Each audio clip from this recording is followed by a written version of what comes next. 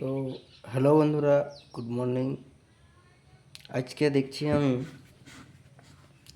সুবর্ণরেখা নদীর তীরে যে মেলা লোকের ভিড় মেলার পরিণত হয়ে গেছে। যেমন মকর মেলায় ভিড়, তেমনি ছট পূজায় যেমন যত যাত্রী আছে, পূজারি আছে, ওর থেকে দেখার লোক বেশি।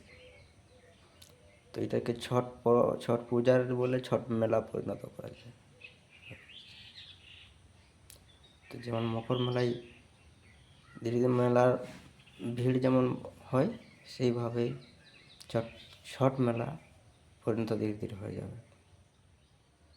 আর 2-4 সাল পরে এটাকে ছট মেলা পরিণত করা যাবে, কারণ যে পরিমাণে ভিড় দেখার মতো। আমি তো যেতে পারি না, যা গেলছে ও তারা ভিডিও ছেড়েছে, সেই ভিড় দেখে বোঝা যাচ্ছে যে এটা ছট মেলা। তো হ্যালো বন্ধুরা, গুড মর্নিং, শুভ সকাল।